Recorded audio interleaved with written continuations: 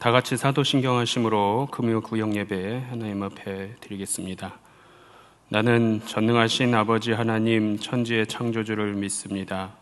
나는 그의 유일하신 아들 우리 주 예수 그리스도를 믿습니다. 그는 성령으로 잉태되어 동정녀 마리아에게서 나시고 본디오 빌라도에게 고난을 받아 십자가에 못 박혀 죽으시고 장사된 지 사흘 만에 죽은 자 가운데서 다시 살아나셨으며 하늘에 오르시어 전능하신 아버지 하나님 우편에 앉아 계시다가 거기로부터 살아있는 자와 죽은 자를 심판하러 오십니다. 나는 성령을 믿으며 거룩한 공교회와 성도의 교제와 죄를 용서받는 것과 몸의 부활과 영생을 믿습니다. 아멘. 찬송가 258장 찬송 부르시겠습니다. 이 찬송 부르신 후에 김춘학 목사님 기도해 주시겠습니다.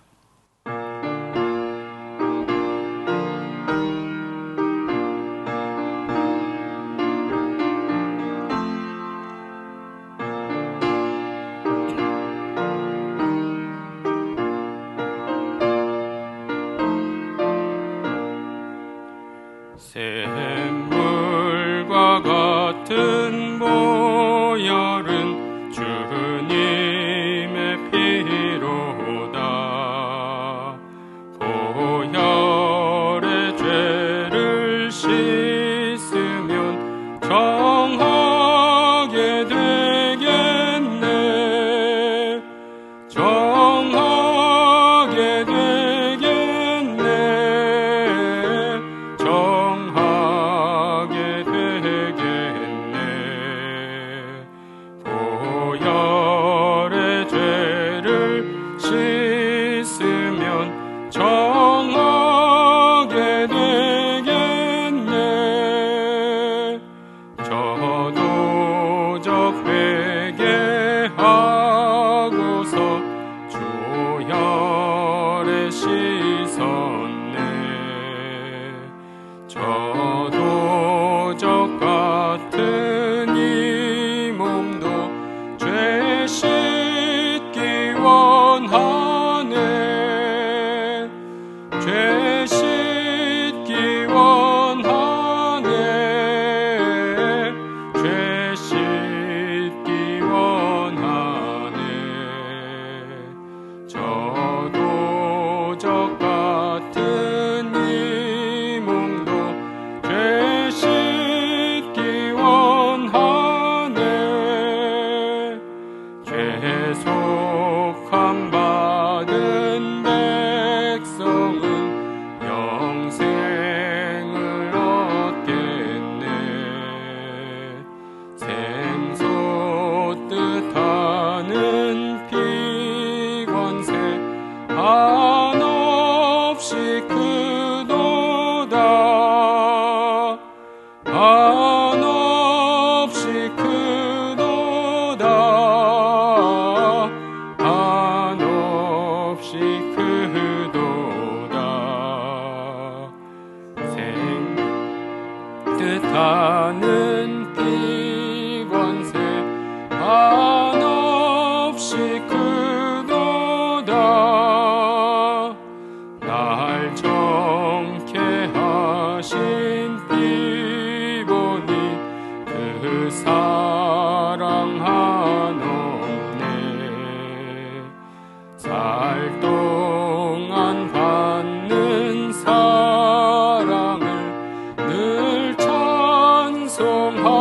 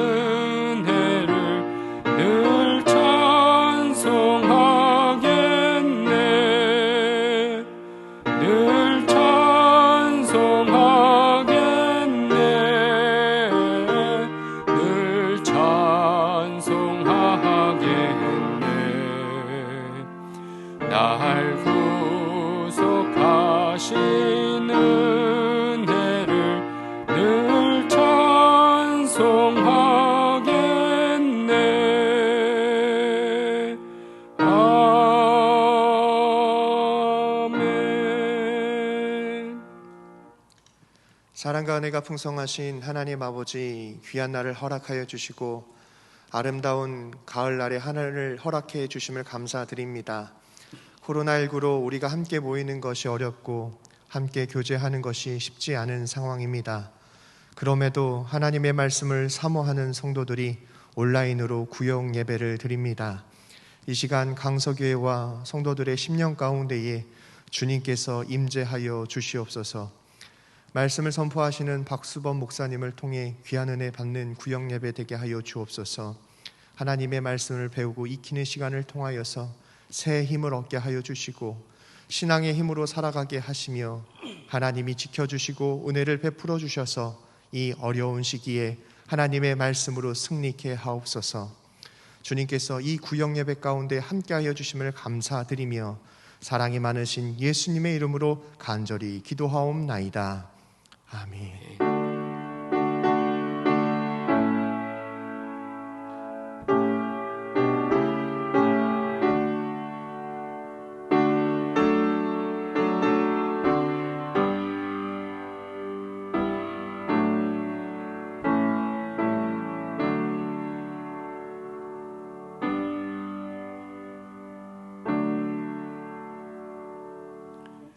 오늘 함께 나눌 말씀 신약성경 누가복음 12장 13절로 21절까지 말씀입니다. 신약성경 115페이지입니다. 누가복음 12장 13절부터 21절까지 말씀 봉독하겠습니다. 무리 중에 한 사람이 이르되 선생님, 내 형을 명하여 유산을 나와 나누게 하소서 하니 이르시되 이 사람아, 누가 나를 너희의 재판장이나 물건 나누는 자로 세웠느냐 하시고 그들에게 이르시되 삼가 모든 탐심을 물리치라. 사람의 생명이 그 소유에 넉넉한 데 있지 아니하니라 하시고 또 비유로 그들에게 말하여 이르시되 한 부자가 그 밭에 소출이 풍성하매 심중에 생각하여 이르되 내가 곡식 쌓아 둘 곳이 없으니 어찌할까 하고 또 이르되 내가 이렇게 하리라. 내 곡간을 헐고 더 크게 짓고 내 모든 곡식과 물건을 거기 쌓아 두리라. 또 내가 내 영혼에게 이르되 영혼아, 여러 해 쓸 물건을 많이 쌓아두었으니 평안히 쉬고 먹고 마시고 즐거워하자 하리라 하되 하나님은 이르시되 어리석은 자여, 오늘 밤에 내 영혼을 도로 찾으리니 그러면 내 준비한 것이 누구의 것이 되겠느냐 하셨으니 자기를 위하여 재물을 쌓아두고 하나님께 대하여 부유하지 못한 자가 이와 같으니라. 아멘. 오늘 말씀 누가복음 12장 13절부터 21절 말씀 통해서 경제개혁의 원리의 제목으로 말씀의 은혜를 나누고자 합니다. 미국의 양대 복권이라 불리는 메가밀리언 또 파워볼, 이 두 가지가 미국의 양대 복권이라고 합니다. 그 중에 우리 중앙일보 2018년 10월 24일자 내용의 기사가 실렸는데요. 이 양대 복권 중에 하나인 메가밀리언의 당첨금이 계속 당첨자가 나오지 않아서 누적되다 보니까 16억 달러, 한국 돈으로 약 1조 8천억 원, 미국 복권 사상 1위에 랭크된 당첨금이 나왔고요.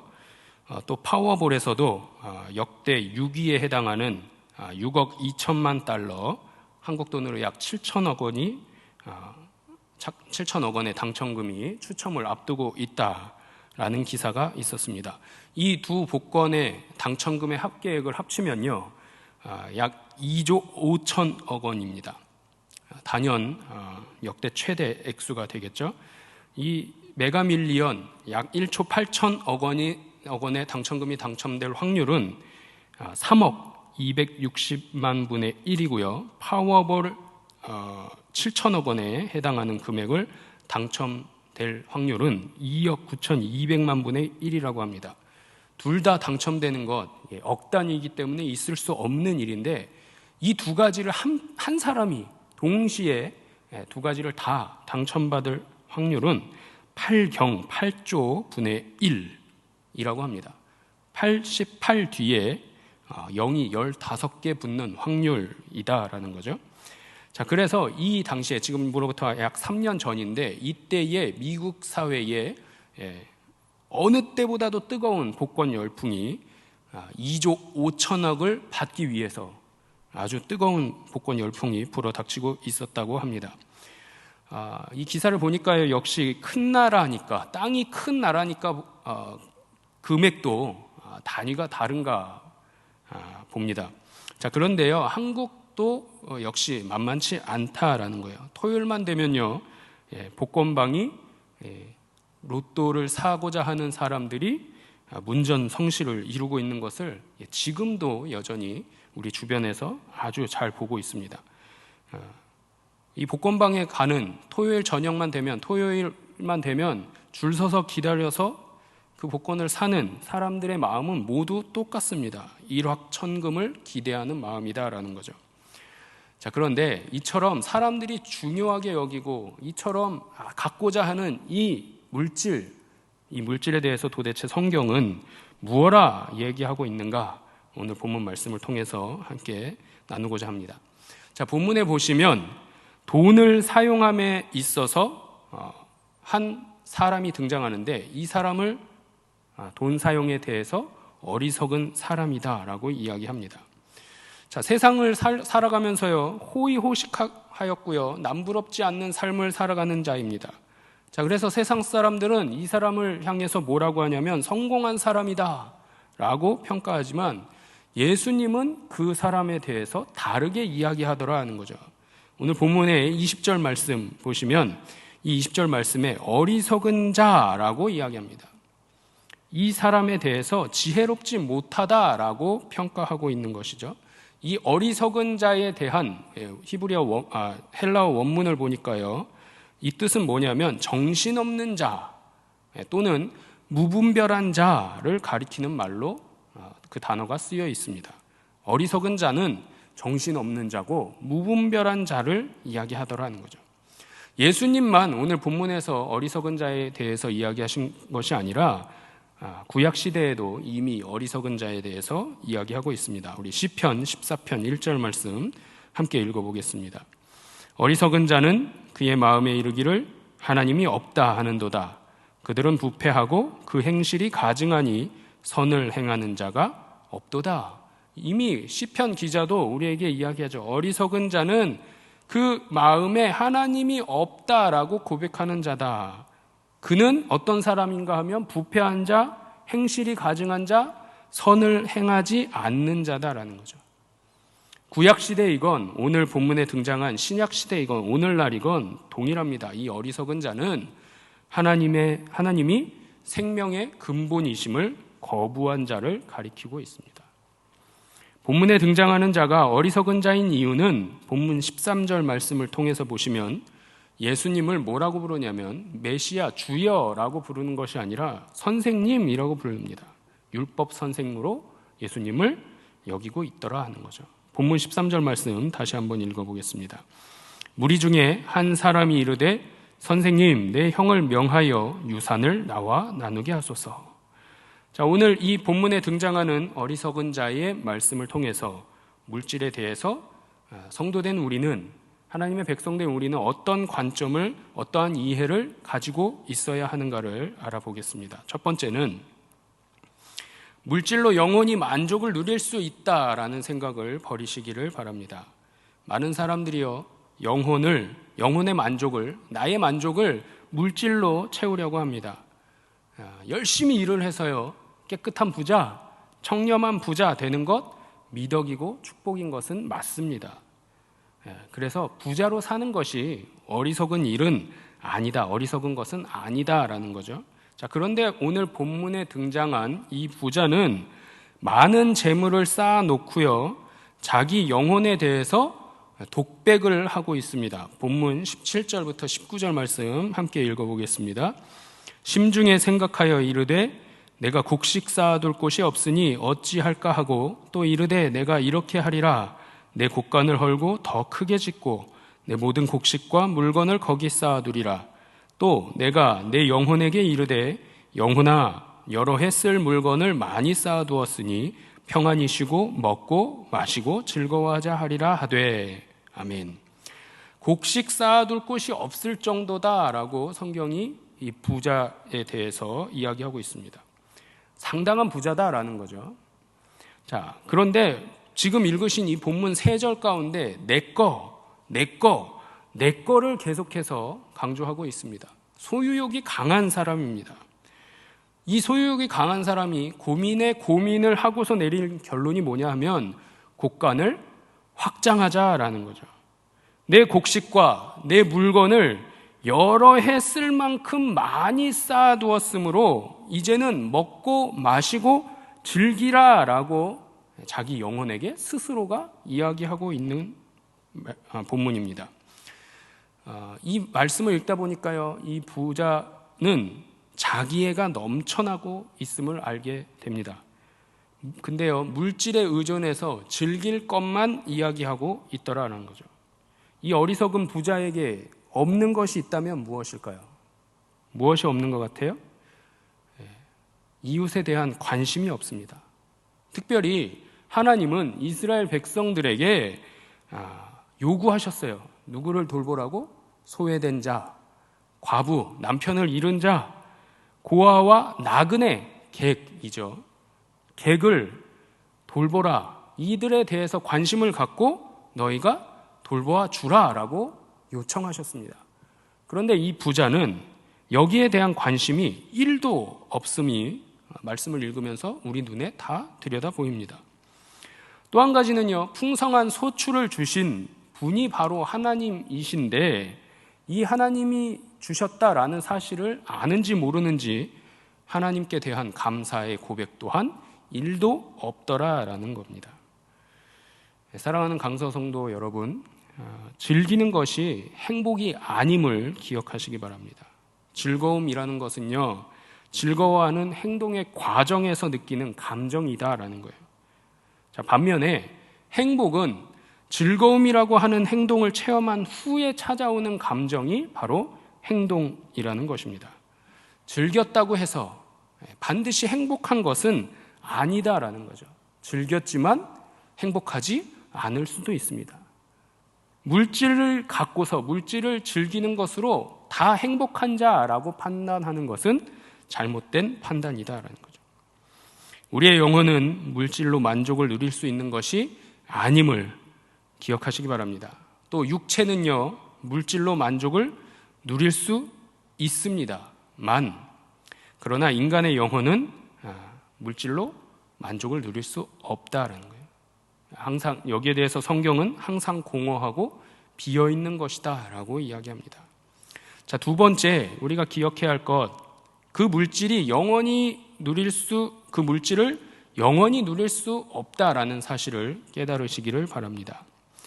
인간을 만드신 하나님께서 참 만족을 누리는 것이 어떤 것인지를 우리에게 말씀해 주셨습니다. 시편 107편 9절 말씀과 우리 이사야 58장 11절 말씀 함께 읽어보겠습니다. 먼저 시편 107편입니다. 그가 사모하는 영혼에게 만족을 주시며 줄인 영혼에게 좋은 것으로 채워주심이로다. 아멘. 이사야 58장 11절 말씀도 참 만족을 누리는 것이 무엇인지에 대해서 말씀해 주는데요. 함께 읽겠습니다. 여호와가 너를 항상 인도하여 메마른 곳에서도 내 영혼을 만족하게 하며 내 뼈를 견고하게 하리니 너는 물된 동상 같겠고 물이 끊어지지 아니하는 샘 같을 것이라. 아멘. 참 만족을 누리는 것 어떤 것이냐면요, 하나님을 사모하는 영혼에게 주시는 것이고 그 영혼에게는 좋은 것으로 채워주신다 말씀하셨습니다. 또 메마른 곳에서도 영혼이 만족하게 할 것이다. 이 만족하게 하는 근원은 어디에 있냐면 물 때문이죠. 물된 동상같이 물이 끊어지지 않기 때문에 성경에 나오는 물은 영생을 상징하는 단어입니다. 하나님이 주시는 영원한 샘물, 그 영생수가 끊어지지 않을 때에 참된 만족이 있다라는 사실을 성경이 우리에게 증거해주고 있습니다. 오늘 본문에 나온 어리석은 부자는 자신을 위해서 재물을 쌓아가는 재미로 지금까지 사업을 했고요, 장사를 했고요, 소출을 얻어냈습니다. 그런데 하나님께서는 이 자에게 부요하지 못한 자, 가난한 자, 즉 어리석은 자라고 말씀하셨다라는 거죠. 오늘 본문 20절 말씀에 기록되어 있습니다. 다시 한번 읽어보겠습니다. 하나님은 이르시되 어리석은 자여 오늘 밤에 내 영혼을 도로 찾으리니 그러면 내 준비한 것이 누구의 것이 되겠느냐 하셨으니. 아멘. 이 부자는요, 장기적인 계획을 가졌을지 모릅니다. 그러나 하나님은 오늘 밤에 그의 영혼을 가져가시겠다라고 합니다. 지금까지 부자가 계획했던 모든 일들이요, 한순간에 쓸모 없어지고요, 쓸데 없어지는 것입니다. 물질이 결코 부자의 생명을 보호하고 보장해주지 못하더라 하는 거죠. 그러한 힘이 없음을, 물질에게는 없음을 깨달으시는 우리 성도님들 모두가 되시기를 소망합니다. 결코 부가, 물질이 생명을 보장하지 않습니다. 하나님은요, 자신의 삶에 대해서 용이 주도한 계획을 갖고 있는 이 부자에게 어리석은 자라고 분명하게 말씀하셨음을 여러분 각자의 마음속에 새기시기를 바랍니다. C.S. 루이스는요, 교만한 사람은 항상 눈을 아래로 깔고 사람을 보고 사물을 본다라고 말을 했습니다. 우리가 바라봐야 할 것이 있다면 눈 아래가 아니라 눈을 들어서 하늘을 바라보아야 하고 우러러 보아야 할 것을 기억하시길 바랍니다. 부자는요, 살아계셔서 자신의 마음까지 다 알고 계시는 이 하나님을 보지 못했습니다. 생명의 근원이신 원천이신 이 하나님을 알지 못하고 자기 생명의 주인인 것처럼 살아갔더라 하는 거죠. 그에 대해서 하나님은 너의 영혼을 내가 도로 찾을 것이다 라고 말씀하십니다. 생명의 주인이 누구라는 거죠? 하나님이시다라는 말씀이죠. 하나님이 생명의 주인이심을 안다면 물질 또한 영원할 수 없다라는 것을 분명하게 알 수 있습니다. 세 번째 기억하시기 바랍니다. 하나님께서 주신 물질을 이웃들을 위해서 나눔으로 행복을 누리시기를 소망합니다. 물질로 만족해하는 사람은 자기 자신만을 위한 사람이죠. 아주 극단적인 이기주의자입니다. 어리석은 부자가 바로 이와 같은 자다. 어떻게 할까요? 앞서 읽으셨던 17절, 본문 17절부터 19절 말씀에 보시면 네라는 단어가 6번 적혀 있습니다. 다른 사람은 전혀 눈에 보이지 않고요, 내 것만, 나만 보인다라는 거예요. 끝없는 탐심에 사로잡힌 자입니다. 자기밖에 모르는 자죠. 하나님의 은혜로 농사 지었다라는 사실도 모릅니다. 하나님이 햇빛을 주셨고 하나님이 공기도 주셨고 때를 따라서 이른 비 늦은 비를 주셨던 그 하나님의 은혜를 모르더라.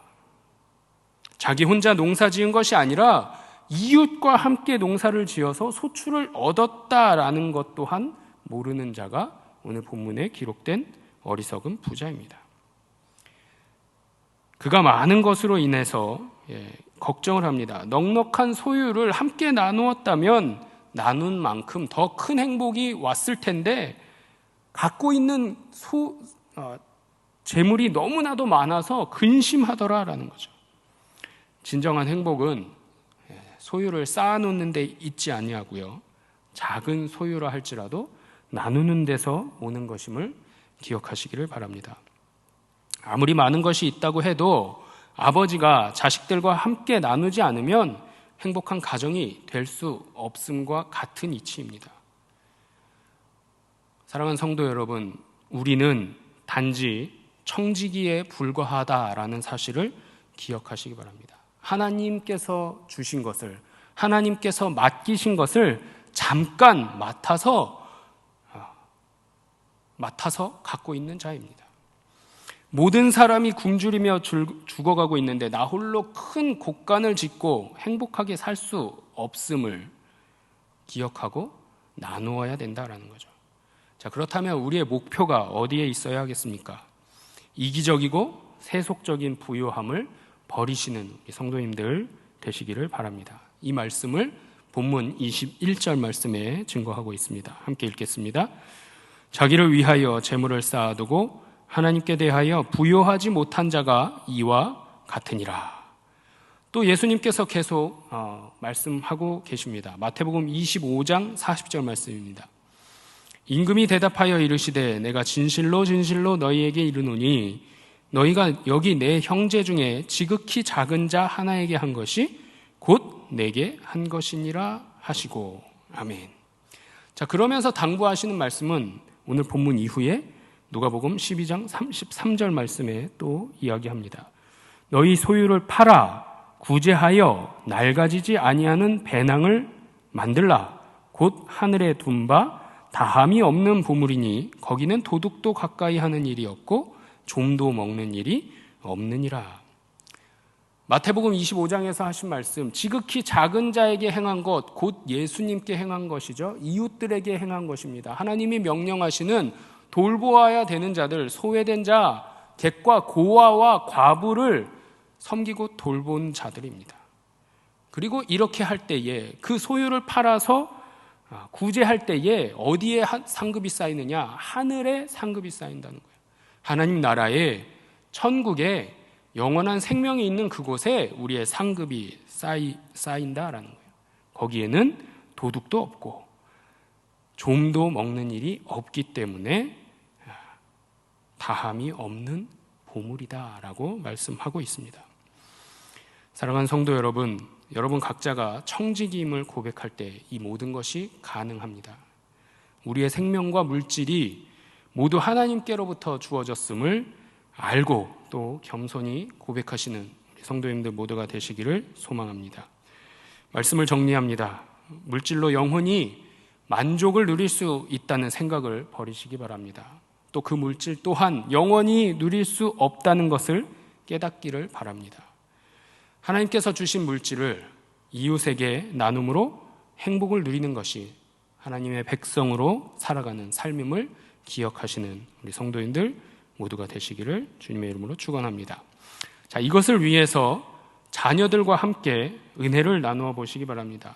첫 번째는요, 물질로 영혼의 만족을 누리려 했던 일들이 있었는지 우리 자녀들과 함께 나누어 보시기 바랍니다. 이 시대를, 오늘날 현대를 살아가고 있는 많은 사람들이요, 물질이면 최고다라고 이야기합니다. 왜요? 이 땅의 가치가, 이 세상의 가치가, 이 시대의 가치가 물질이면 최고다라고 가르쳐 주기 때문이죠.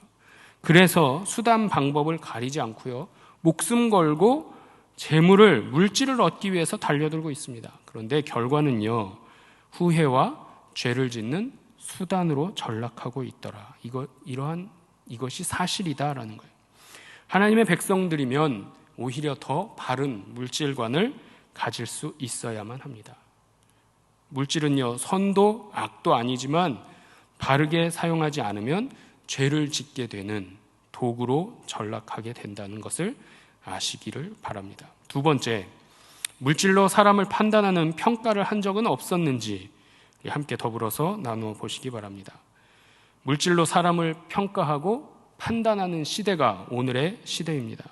물질이 많으면 성공한 사람, 부자, 적으면요, 실패한 인생이라고 이야기하죠.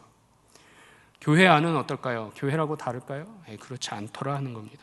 똑같이 판단하더라, 똑같이 보더라 하는 거죠.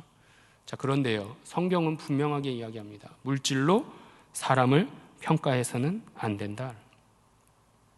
물질의 주인은 하나님이시고요, 이 물질의 은사에 대해서 반드시 물으실 하나님 앞에서 어떻게 쓰였는지를 대답할 준비를 하고 있어야 할 줄로 믿습니다. 이를 위해서 준비하시고 물질의 주인이 하나님이심을 고백하시는 우리 사랑하는 성도님들 모두가 되시기를 주님의 이름으로 축원합니다. 기도하겠습니다. 우주 만물을 창조하신 하나님, 민족 고유의 명절 연휴를 지켜주신 하나님께 감사드립니다. 또한 이 한 주도 잊지 아니하고 구역 예배로 하나님 앞에 나온 우리의 모든 심령 또한 만져주심 감사드립니다. 구하옵기는 물질로 영혼을 시험들게 하지 마시옵고 이제 우리에게 주신 물질의 주인이 하나님이심을 인정하고 이웃들을 위해 구체적으로 나누고 섬길 수 있도록 도와주시옵소서.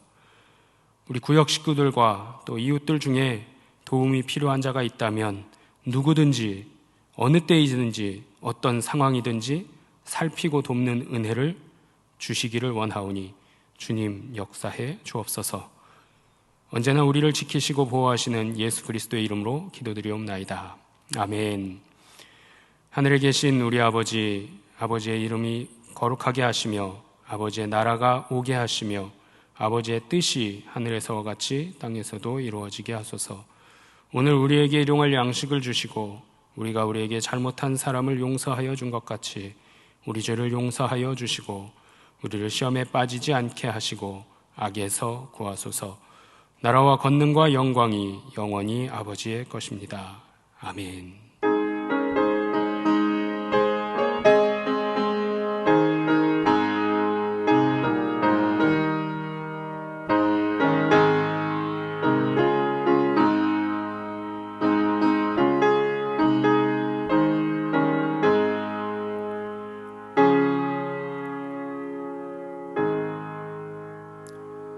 온라인 구역 예배를 마쳤습니다.